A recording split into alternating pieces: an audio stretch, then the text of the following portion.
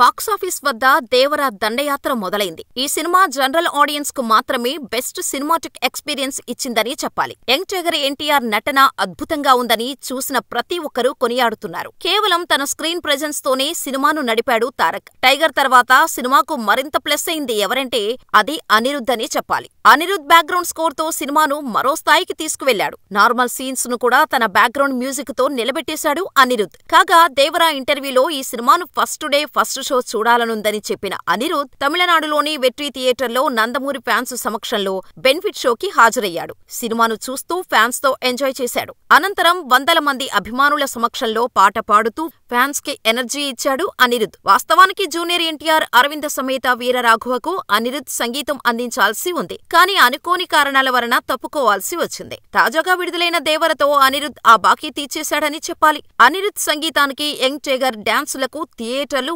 మారుమోగిపోయాయి. Fans మధ్య cinema చూస్తూ తమ సినిమాకు ఇంతటి విజయం అందించిన ప్రేక్షకులకు ధన్యవాదాలు తెలిపాడు అనిరుద్ధ్. ఏదేమైనా థియేటర్లో అనిరుద్ధ్ రచ్చ చేశాడనే చెప్పాలి.